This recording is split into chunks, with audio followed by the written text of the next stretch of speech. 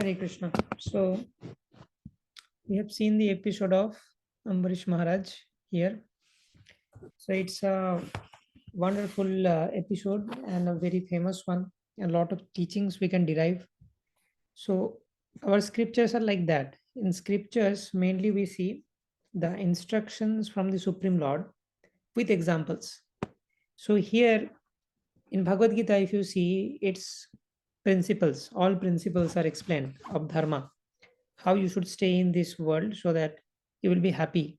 Although this world is dukkhalayam asashvatam, there are some tricks which you can apply while doing karma in this world that will protect you. Just like jagyarthat karmano nyatra lokayam karma bandhana. You have to do everything as an offering to Krishna for the pleasure of Krishna. Manmana bhava madbhakto, like that.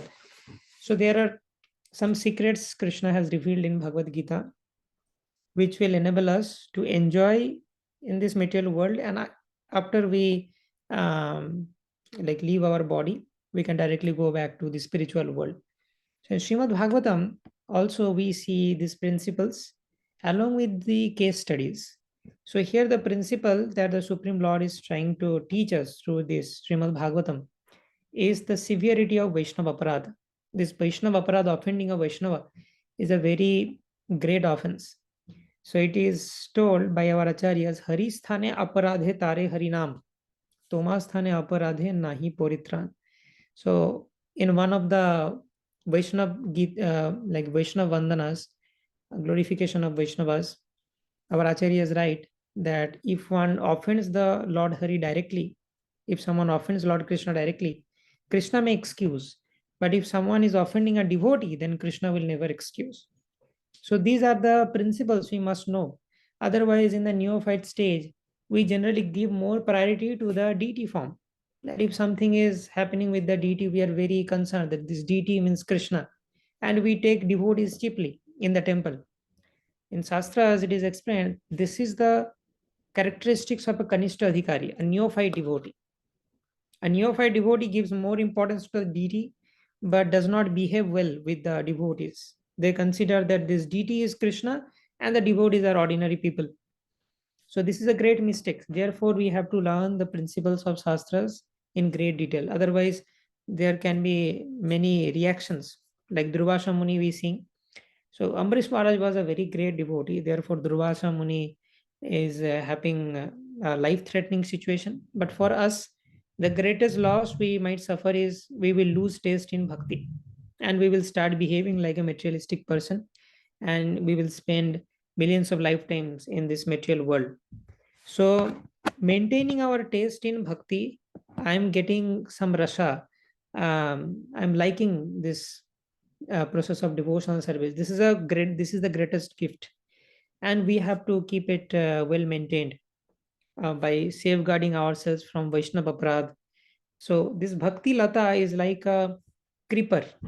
That's why sometimes it is called creeper of devotional service. And we have to maintain it, just like a gardener protects. So first we have to put the fences of Vaishnava Aparadh, and then we have to regularly water this creeper of devotional service. And what is that watering process? That watering process is Shravanam Kirtanam, chanting the holy names and hearing Srimad Bhagavatam Bhagavad Gita. By hearing and chanting, that creeper of devotional service gets nourishment, just like watering a plant. Okay. And what is the seed? The seed is given by Guru. Brahmanda Brahmite Kono Bhagyavan Jeev Guru Krishna Prasade Pai Bhakti Lata Bij. Some Vaishnavas comes to us as a representative of the Lord and convinces us in this process of devotional service.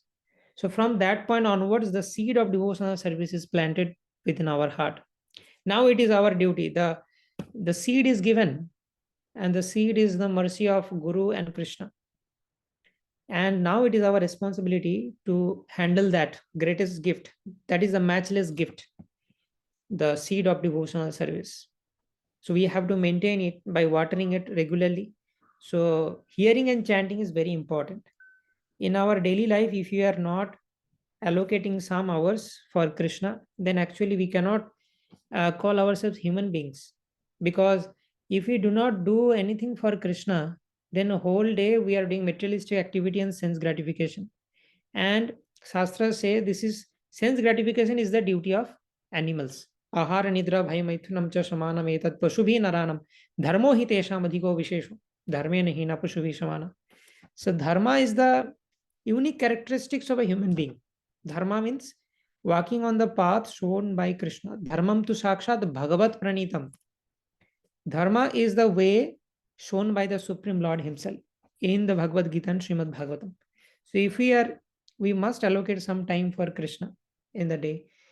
So like according to our capacity, the practicing devotees who are aspiring initiation, so they must chant 16 rounds daily, which will take 2 hours, and then at least 1 hour of sadhana, like reading Srila Prabhupada books or hearing from some Vaishnava.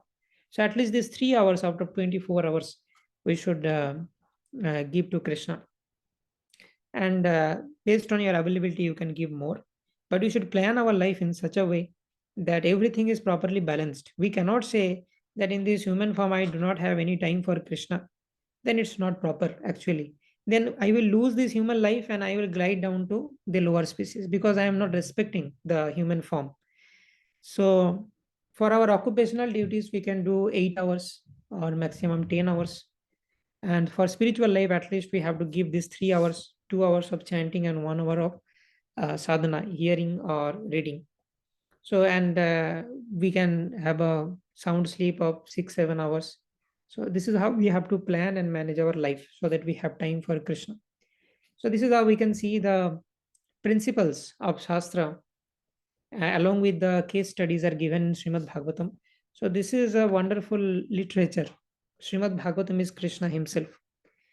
Srimad Bhagavatam is the literary incarnation of Krishna. So please have a copy of Srimad Bhagavatam in your home. Then Krishna is personally deciding. Just as having the deity is also representation of Krishna. Srimad Bhagavatam is also representation of Krishna. So this is how we should this and all the different scriptures, like all other Puranas also, they glorify this Srimad Bhagavatam. There is no other literature like Srimad Bhagavatam because this is the form of Krishna. Krishna Tulla Bhagavata Vibhu Sarvashray Prati Shloke Prati Akshare Nana Arthikaye. This Bhagavat is Krishna Tulla. It is equivalent to Krishna. And Prati Shloke Prati Akshare Nana Arthikaye. In each of the words of Srimad Bhagavatam is very, very potent. Srimad Bhagavatam only Vyasdev explains Tadvag Vishargo Janatagha Viplavo Jasmin Prati Shlokam Abadyavatyapi Namani Anantasya Jashankitani Jat Srinvanti Gayanti Grinanti Sadhava. So each word of Srimad Bhagavatam is so potent that it can destroy our sinful propensity. Tadvag Vishargo Janata Agha Viplavo. It can bring about a revolution in the sinful life of people in general. So this is how we should take this Srimad Bhagavatam very wonderfully. And by Lord's grace, we are able to continue this Srimad Bhagavatam. Sometimes people cannot even continue. They are so unfortunate reading this Srimad Bhagavatam. They start reading Srimad Bhagavatam, they comes to first canto, first, second, third, fourth chapter. Okay, Bhagavatam closed. Again, after 6 months, they are inspired to read Bhagavatam. They again start from first canto, first chapter, and then they again die out. So by Lord's grace, we are able to continue up to 9th canto, and we are planning to complete the 12 cantos. Then we will have a whole summary of this Srimad Bhagavatam. The playlist will be ready. You can go through the playlist whenever you want. So this is a very greatest gift. In human form, we should complete Srimad Bhagavatam at least quite a few times. Then we are respecting the human form. Because Srimad Bhagavatam, if you read Srimad Bhagavatam, you have read the complete message of Krishna. And it is expected that everyone will read Bhagavad Gita, only 700 verses. So that is a basic requirement, entrance to spirituality. But if you complete Srimad Bhagavatam, that means that you are really prioritizing the spiritual life and you have listened to Krishna's instructions completely. And then comes Chaitanya Charitamrita. Chaitanya Charitamrita is another like great literature. So it is told in Bhagavad Gita, we hear the advice of Krishna. Krishna is giving us advice.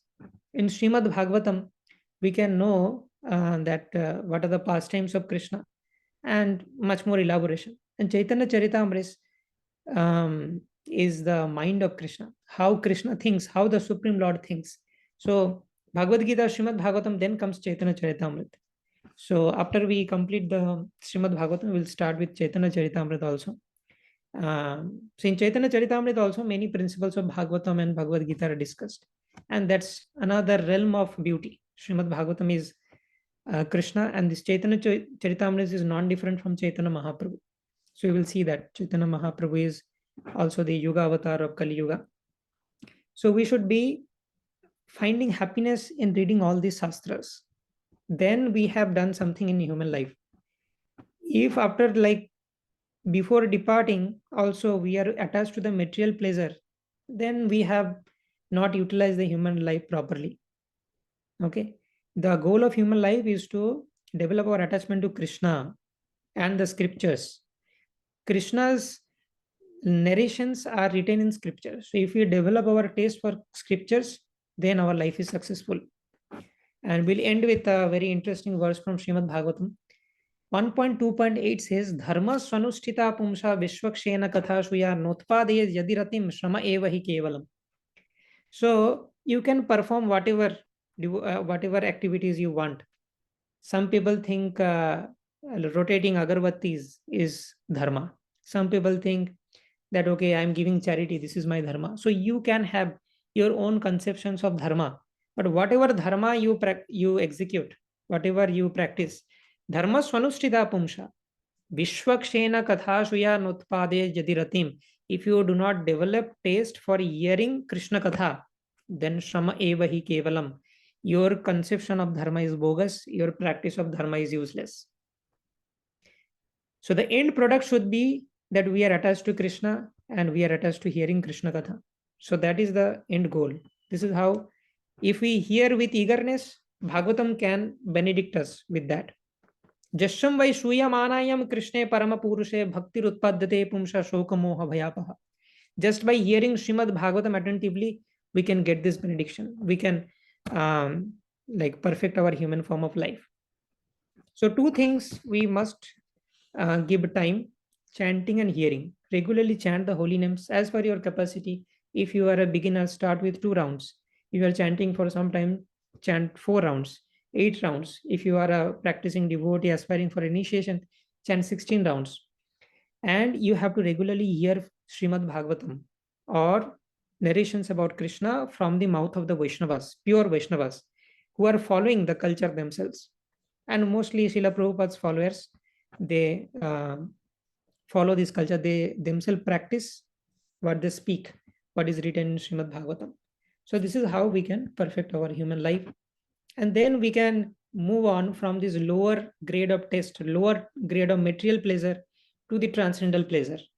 Then we can find happiness in Srimad Bhagavatam. So that is very important.